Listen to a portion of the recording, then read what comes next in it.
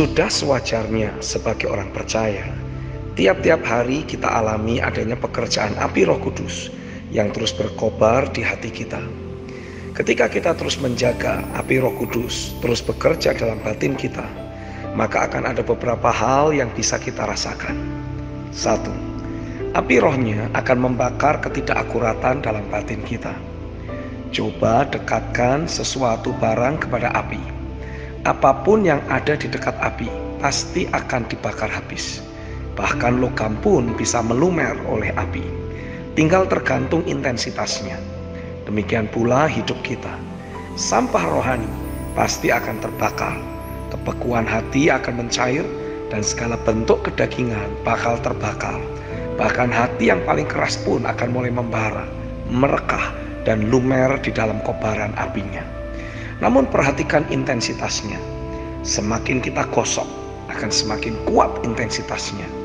Jika kita merasa keyakinan yang lama masih saja melekat, sulit diubah, gosokkan firman semakin kuat. Kobaran api akan lebih besar. Sampai dasar keyakinan itu rontok dan diganti dengan firman-Nya. Saat itulah kita rasakan ada pekerjaan roh iman yang bekerja dalam batin kita. Timbul keyakinan yang tak tergoyahkan akan firman-Nya. Dengan iman kita akan mampu menaklukkan segala kelemahan dan keterbatasan kita. Yang kedua, api rohnya akan mudah menular ke orang-orang yang ada di sekitarnya. Ketika kita membawa api Roh Kudus, sudah menjadi nature api untuk membakar habis apa yang ada.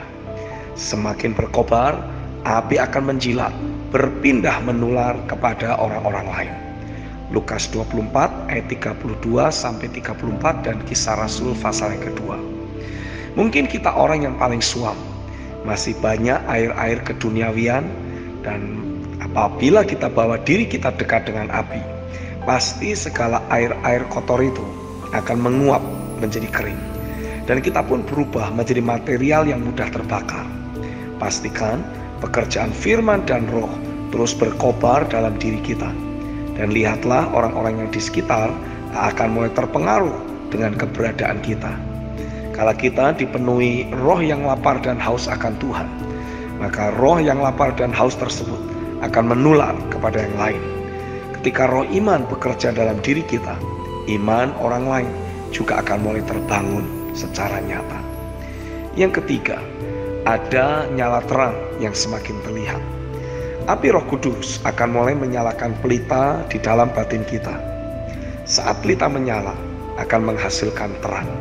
Kita pun akan menerima instruksi, arahan, atau dorongan Roh Kudus yang membuat kita tahu apa yang harus kita lakukan dalam keseharian kita. Kita jadi semakin mudah dituntun oleh rohnya dan berjalan semakin akurat setiap harinya. Pelita yang menyala akan mengkondisikan kita untuk tidak lagi memperhitungkan untung rugi untuk melebur ke dalam rumah rohani. Roh Kudus membuat cinta kita akan rumahnya menghanguskan kita. Di sisi lain, kehidupan kita akan memunculkan terang Kristus. Yesaya pasal 60 ayat 1-3. Ada buah-buah roh yang mulai termanifestasi. Kita menjadi pribadi yang lebih lembut dan matang. Kita dipenuhi kasih-Nya sehingga tidak mudah tergores ketika bersinggungan dengan saudara atau sesama kita. Kita menjadi pribadi yang mudah mengampuni dan melupakan ketika ada orang yang bersalah kepada kita. Ini bukan sesuatu yang dibuat-buat atau diusahakan dengan kekuatan diri sendiri, tapi karena anugerah-Nya mengubah kita menjadi pribadi yang berbeda, lebih baik dari sebelumnya. Kehidupan kita pun akan semakin efektif dan berdaya guna bagi kerajaan-Nya.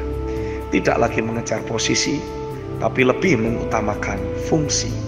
Saya percaya saat ini pekerjaan firman dan roh-Nya sedang terus bekerja mencetak sesuatu yang berbeda dari gereja-Nya. Setiap kita sedang dibawa Tuhan menjadi orang percaya yang berbeda, menjadi saksinya bahwa Tuhan itu nyata dan Dia masih terus bekerja. Amin.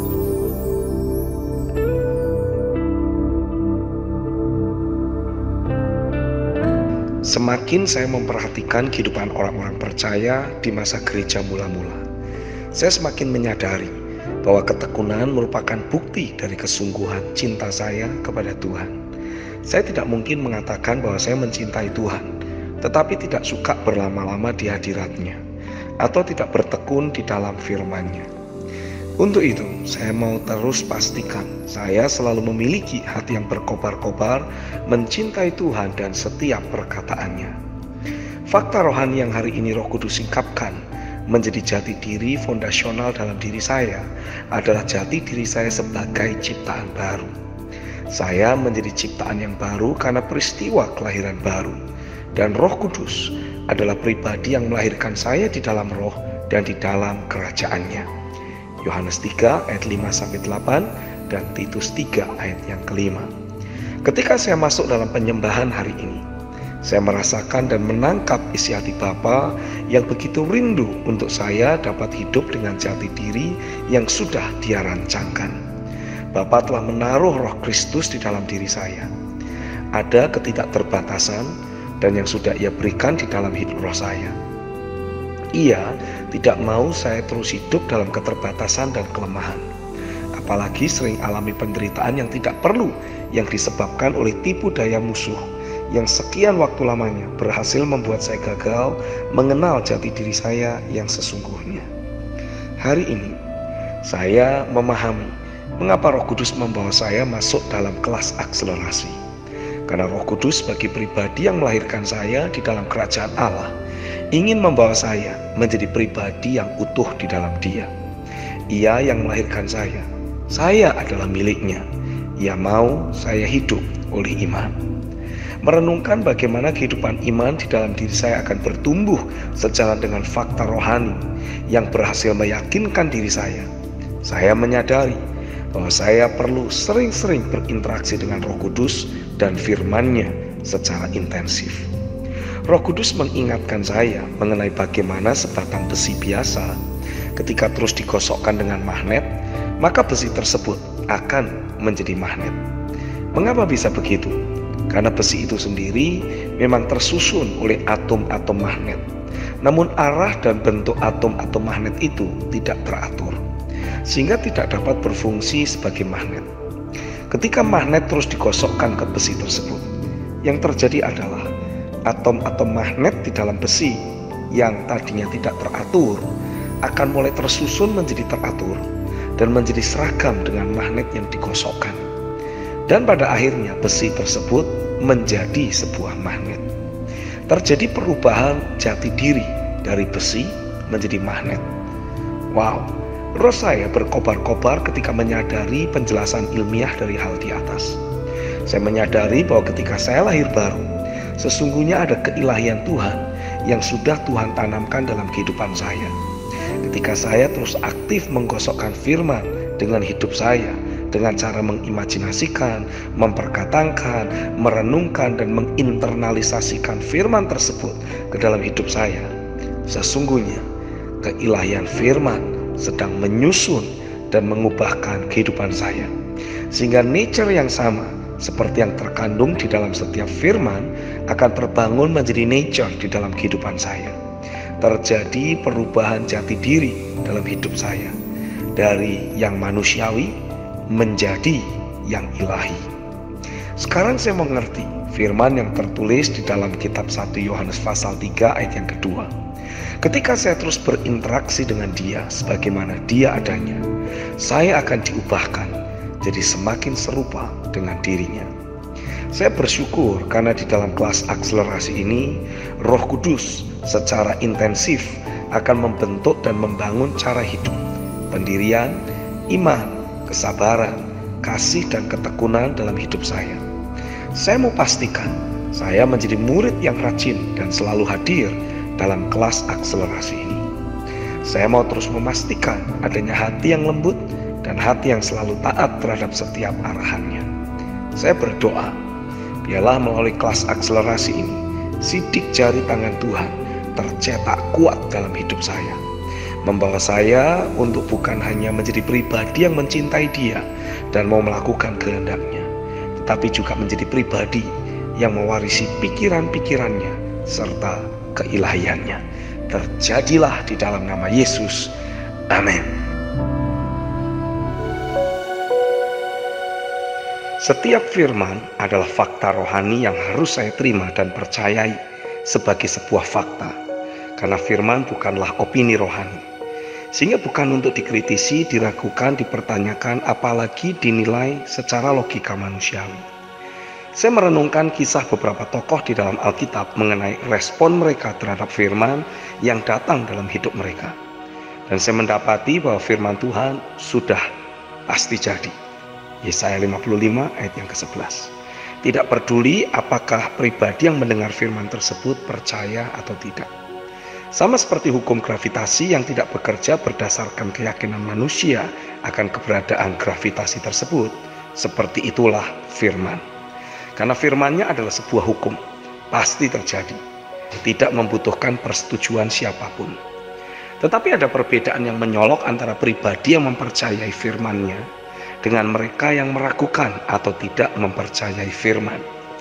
Berikut ini beberapa tokoh yang menundukkan logika manusiawi mereka di bawah firman yang datang dan justru mempergunakan firman untuk membangun logika ilahi dalam kehidupan mereka. Yang pertama, Abraham. Sudah menjadi topik pembahasan kita beberapa waktu terakhir ini, bahwa ketika firman datang dalam hidupnya, ia percaya dan ia mengalami janji Tuhan digenapi dalam hidupnya. Dari kemandulan, fakta lahiriah, ia menjadi bapak kita semua.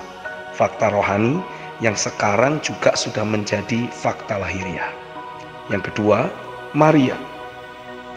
Walaupun ia masih tidak mengerti ketika firman Tuhan datang, tetapi ia menyadari bahwa Tuhan adalah Allah yang berdaulat. Ia tidak meragukan ketidakterbatasan Tuhan. Terlihat dari responnya pada kitab Lukas 1 ayat yang ke-38 dan dari keterbukaannya terhadap firman. Privilege yang sangat istimewa ia alami.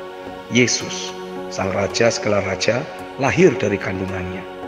Saya mau membangun respon yang sama seperti Maria, dengan selalu meresponi firman dengan berkata, terjadilah padaku sesuai dengan firman-Mu, karena aku ini hamba Tuhan.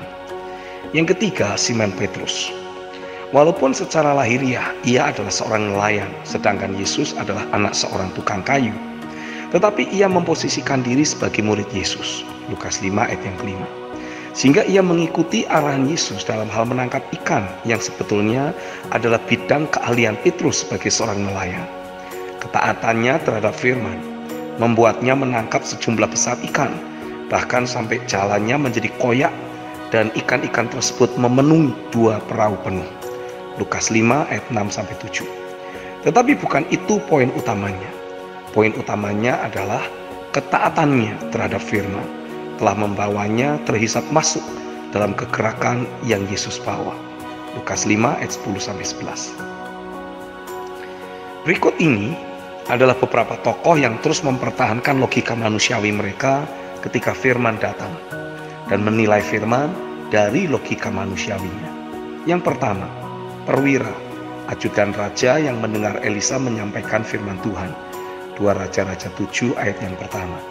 Ia tidak mempercayai firman tersebut. Bahkan ia berkata bahwa sekalipun Tuhan membuka tingkap-tingkap langit, itu mustahil untuk terjadi. Ia meragukan kedaulatan Tuhan. Hasilnya, firman Tuhan tetap tergenapi, karena firman-Nya adalah hukum. Ajudan raja ini melihat tergenapinya firman Tuhan, tetapi ia tidak menikmatinya. Malah justru ia terinjak-injak dan mati ketika firman tersebut tergenapi. 2 Raja-Raja 7 ayat 16-17. Yang kedua, Zakaria. Ia berdoa untuk memiliki anak. Lukas 1 ayat 13. Tetapi tanpa keyakinan bahwa Tuhan dapat melakukannya. Sehingga ketika firman yang menjadi jawaban Tuhan datang atas hidupnya, ia bukannya bersuka cita, tetapi justru meragukan Tuhan. Lukas 1 ayat 18. Apa yang menjadi konsekuensinya?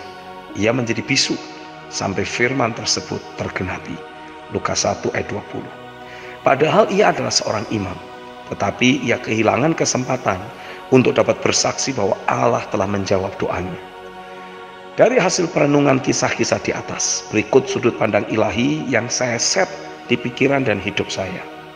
Yang pertama, saya mau menerima firman sebagai fakta rohani dalam hidup saya dan mempergunakan firman tersebut untuk membangun logika ilahi dalam kehidupan saya. Yang kedua, Roh Kudus dan saya sedang bekerja sama sebagai satu tim untuk mengerjakan agenda kerajaan yang membutuhkan terbangunnya logika ilahi.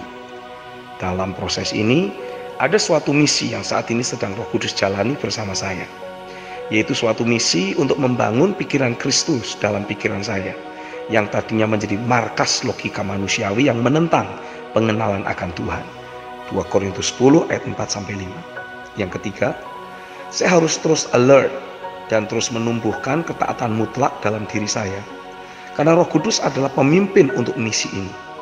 Saya harus mengikuti pergerakannya sambil terus aktif mengasah senjata saya, yaitu bertekun dan memperkatakan firman.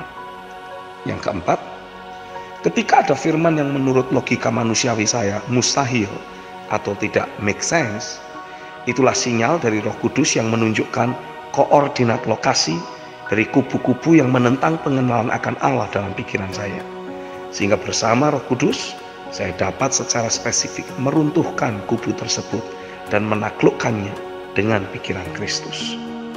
Yang kelima, ketika ada firman yang menurut logika manusiawi saya sangat besar, terlalu dahsyat, too good to be true, itulah sinyal dari Roh Kudus untuk saya segera mengambil firman tersebut seperti Maria, Lukas 1 ayat yang ke-38, dan mempercayainya dengan terus bertekun dalam firman. Karena sesungguhnya firman yang datang adalah sebuah privilege yang Tuhan ingin berikan kepada saya sebagai umatnya. Yang keenam, konsekuensi akan saya alami jika saya tidak mempercayai firman adalah bisu rohani.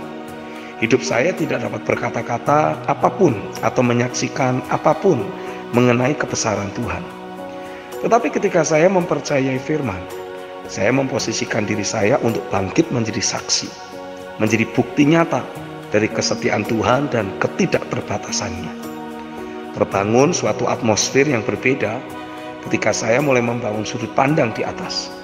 Saya menjadi semakin agresif dan aktif untuk bertekun di dalam firman ketika ada firman yang bertentangan dengan logika manusiawi saya.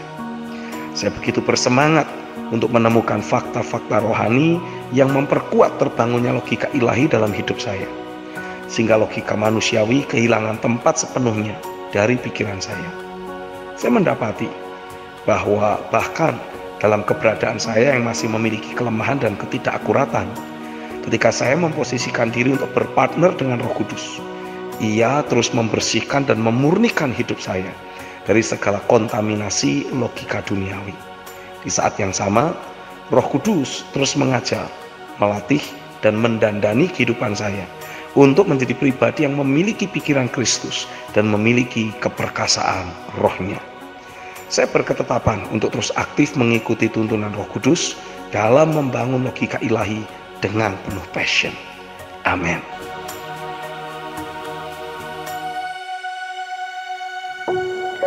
Saya meyakini bahwa sesungguhnya ada suatu target pertumbuhan di dalam Kristus yang Bapa tetapkan untuk setiap kita. Efesus 1 ayat 4-10. Permasalahannya, hingga sekarang ada banyak orang percaya yang tidak mencapai target pertumbuhan seperti yang Bapa harapkan. Ada lebih banyak orang percaya yang memiliki hidup yang tidak akurat atau luput dari sasaran, sehingga kehidupan orang percaya yang seharusnya berfungsi untuk membawa dampak atau perubahan, menghadirkan kerajaan sorga dalam hidup sehari-hari, justru memunculkan realita yang sebaliknya. Hidup egois dan hanya sibuk mengejar kepentingannya sendiri. 1 Yohanes 5 ayat 16-17. Iblis telah berhasil mempergunakan pengaruh kuasa dosa yang membuat orang jadi egois, kuasa hari yang jahat maupun masa yang sukar dan berbagai pekerjaan roh-roh dunia yang lain untuk mencetak kehidupan semua manusia di muka bumi ini, termasuk orang-orang percaya, untuk terus memanifestasikan kehidupan yang tidak berdampak. Itu sebabnya saya meyakini Bapa terus mencari orang-orang yang memang bersungguh hati mencari Dia, rela mati dari dosa dan hidup hanya bagi Dia, untuk kemudian Dia bawa memasuki kelas akselerasi sehingga mengejar ketertinggalan yang Ia miliki. Tuhan akan mengembalikan semua yang sudah iblis curi dari hidup kita dan pada saat yang sama memberikan semua yang memang sudah menjadi porsi kita untuk mulai dapat kita nikmati atau raih pada hari-hari ini. Kelas akselerasi tersebut secara khusus akan membawa kita untuk mulai alami proses pembentukan yang mencetak jati diri kita yang baru di dalam Kristus. Dia akan mempergunakan firman-Nya untuk mencetak kita menjadi sosok pribadi seperti yang Dia sudah rancangkan dari sejak dunia belum ada. Yohanes pasal yang pertama ayat 1 sampai ayat yang kelima. Yang pertama, firman yang kita terima dari Tuhan adalah merupakan bahan dasar untuk mencipta dan mencetak jati diri kita yang baru di dalam Kristus. Dari berbagai prinsip kebenaran yang sudah Tuhan nyatakan kepada kita pada hari-hari ini, saya mendapati bagaimana Bapa betul-betul membawa kita alami kelas akselerasi di dalam Dia. Bapa menyatakan bahwa jati diri kita yang sesungguhnya, kita bukanlah manusia biasa, kita adalah ciptaan baru. Dan sebagai ciptaan baru, kita ditetapkan untuk menjalani hidup secara berbeda. Kita hidup dalam kerajaan-Nya yang tak tergoncangkan.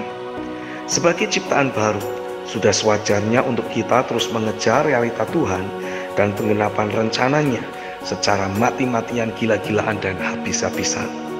Tanpa menjadi mati-matian, gila-gilaan, dan habis-habisan, kita tidak sedang mengeluarkan buah-buah kerajaan.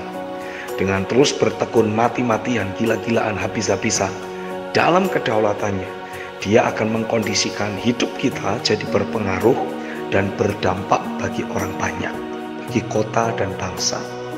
Kita adalah orang-orang yang dengan tekun terus membangun pikiran Kristus atau logika ilahi, sehingga kehidupan iman yang kita miliki otomatis terus bertumbuh, memposisikan kita untuk hidup dalam roh yang selalu berkemenangan, melangkah dari satu titik kemuliaan ke titik kemuliaan yang lebih besar lagi. Yang kedua, firman yang kita terima dari Tuhan mengandung suatu kehidupan yang ilahi, yang akan atau harus menggantikan kehidupan manusiawi yang selama ini kita jalani.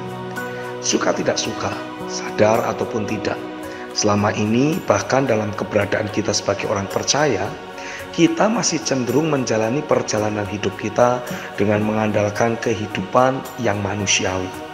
Standar yang kita terapkan atas hidup kita adalah standar yang lahiriah, yang memang banyak dipakai atau diterapkan oleh manusia kebanyakan. Misalkan, kita masih terus menganggap wajar jika seseorang atau orang percaya masih menjalani kehidupan yang duniawi atau kedagingan. Kita berkata, ya namanya juga Kristen yang masih baru. Padahal bagi orang yang memang sudah lahir baru atau menjadi ciptaan baru, seharusnya mereka menjadi orang-orang yang memiliki hati yang tertuju kepada kebenaran. Mereka menolak kehidupan daging atau duniawi. Kita masih anggap wajar jika ada orang percaya yang karena satu dan lain hal menjadi khawatir akan pemenuhan kebutuhannya. Kita bilang semua orang juga akan alami hal yang sama. Padahal Bapa sendiri menjanjikan jika orang percaya mengutamakan kerajaan sorga, maka semua kebutuhan mereka otomatis akan Dia cukupi secara ilahi.